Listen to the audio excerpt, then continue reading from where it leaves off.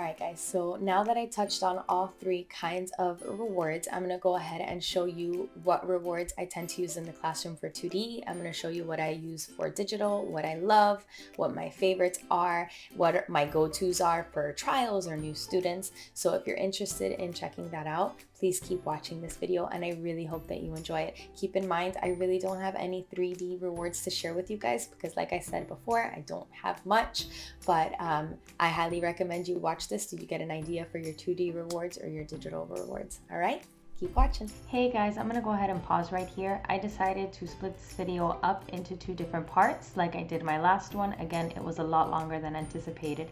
So this video is just going to be covering 2D rewards that I use in the classroom and that I favor. And I'm gonna go ahead and link in the description the video where I talk all about digital rewards and how I use that in the classroom and what I use to use digital rewards in the classroom. All right, as always, thank you so much for watching. Enjoy. Okay, so we'll start off with 2D rewards. These are my go-tos majority of the time if I have younger students, especially level 1s and very low level 2s, because they just get excited by it. Most of the time they're just starting out with VIPKID, so they're not expecting much. And I first ever started out with going to Facebook and basically joining the Jennifer Anderson's Facebook group for props and rewards. I don't remember the name of it, but I'll go ahead and link it below in my description so you guys can go ahead and try to join that. But keep in mind, you do have to be a VIPKID teacher to join. But anyways, I first started off with a monster. This is printed on paper. I do use cardstock. I prefer it because I feel like it laminates better and it's a little bit tougher. So it was a monster and cupcakes. Okay, so these cupcakes are not even laminated because I didn't have my laminator yet. So I cut out the cupcakes and I put it on this board right here, which is a magnetic whiteboard. Walmart, it was like $6 or $8. I'm not 100% positive. So I'll put it up here and I'll stick it with a magnet. And these do have magnet tape on the back. And this also, I believe I got it from Walmart, but it's you get more for your money if you get it on Amazon. Okay, so just if you want that, I'll link it in the description also what I have. And I go ahead and, oh, you get a cupcake. And I'll give it to the monster. Okay, just like that. If you have higher level 1s who are understanding more, who know their colors, I like to reinforce and practice with the colors. So I'll tell them, oh, you get a cupcake. Do you want purple cupcake or do you want a yellow cupcake? And they go ahead and they choose which one they want and I give them which one they want. And that's it. At the end of using this reward, I'll go ahead and bring it up to the camera and I will have all the cupcakes here that the student earned and they will eat. And what I like to do, is have the monster eat all the cupcakes and then he burps at the end. So I like to liven up my rewards, especially like that, instead of just saying, hey, here's a cupcake, bam, and done. I like to get them excited for it. Okay, so that's an idea that you guys can do.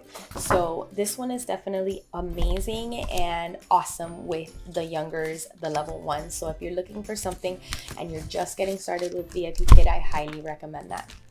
So like I talked about earlier, ice cream is also a go-to. It's something that you'll find in a lot of YouTube videos, and it's actually one of the rewards that I wanted to avoid because I felt it's all over the internet. So that means these kids must be seeing ice cream left and right. So I waited a bit to get it, and this one I used when I asked my regulars, hey, do you want this or ice cream today? And I kind of gave them the option. Now I tend to use it for my trials or my newer level 1s. If I don't want to use the cupcakes, I like to provide variety. So you get the cone. This is also from that prop and reward Facebook group.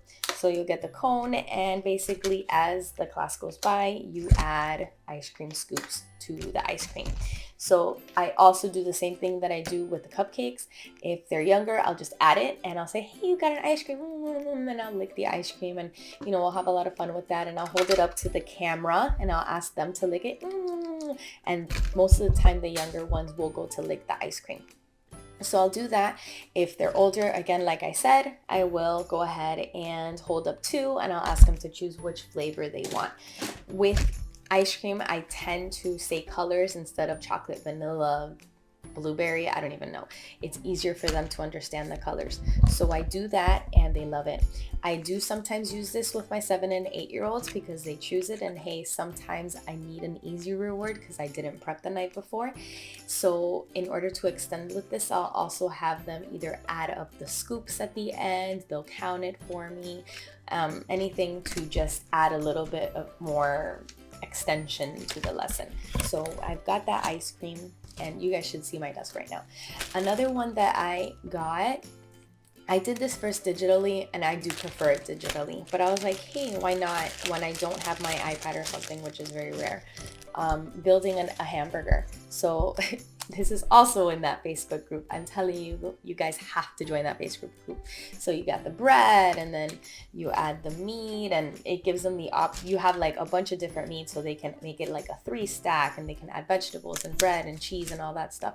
So they absolutely love it because at the end, let's eat the hamburger, and it's a lot of fun.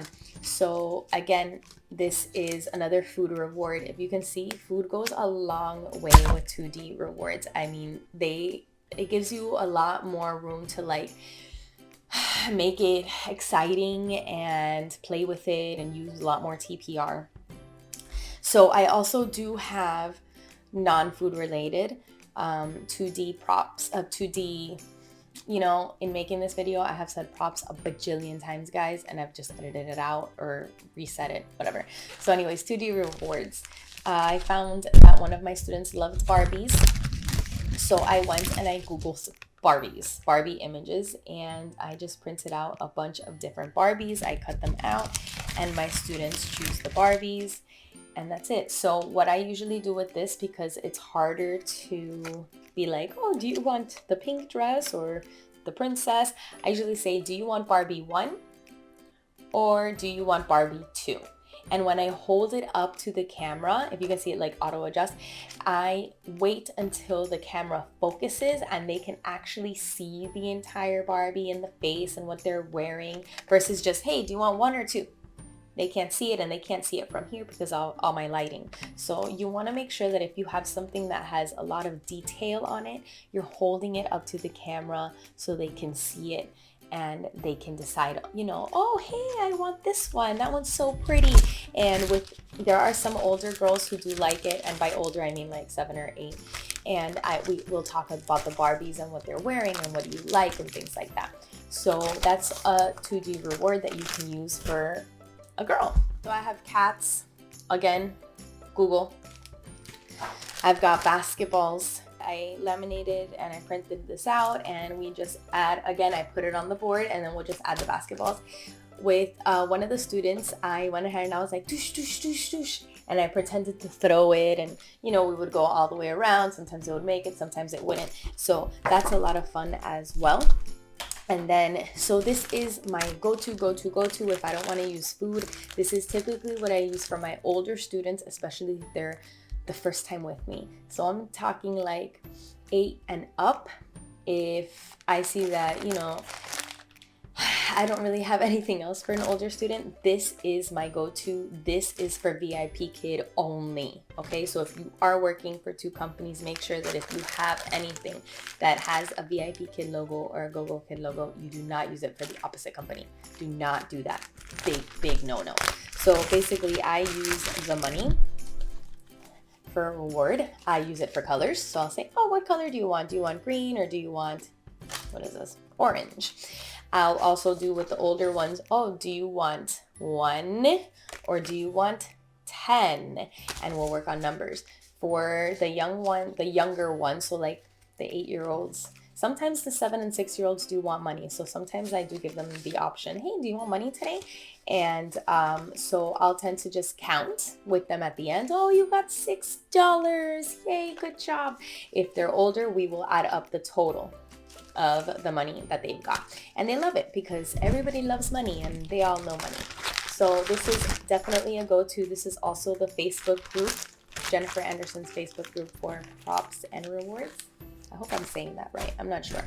And finally, for 2D props, you can tell that 2D rewards. Oh my gosh, I really don't have a lot. Obviously, this is nothing. A lot of people have way more, but they work for me because I vary them between 2D and digital. So this is my absolute favorite. I had originally cut these out. They are laminated numbers. Okay. Sorry if they're upside down. They're laminated numbers. And originally I had done this for a Find a Star. I will explain what Find a Star is later. So I had done this for Find a Star, and it turns out that they actually prefer to do this for teacher versus student. Teacher versus student is anything that you do where you are against the student and you have the possibility of winning. So definite suggestion for you guys is you can even do this on Post-its. You don't even need to print or laminate or anything. So you hold up the numbers and you say, okay, you need to find the biggest number. You flip them around in front of the camera and you go like this. And then you tell them, okay, do you want 1 or 2? And then they pick, and then you flip it around and you show them, oh my God, yes, you got the bigger one, or oh my God, no, blah, blah, blah. This is an absolute hit with my older students. The younger ones, I think I have a 7-year-old or 6-year-old who absolutely loves this game, and you will be amazed at how good they actually are in keeping track of that number moving.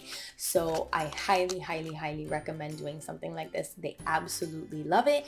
I lose every single time, and in order for them to win, if they are younger and they're still having a hard time keeping track with the eye tracking, I will go, hey, do you want 1 or 2? And I kind of like pull back the wrong one. So there's a variety of ways to have them win this, and they absolutely love it, guys. So highly, highly recommend. Just print out or write numbers on Post-its, crumple them up or fold them up and do this, and bam, you've got a reward, and it's a lot of fun.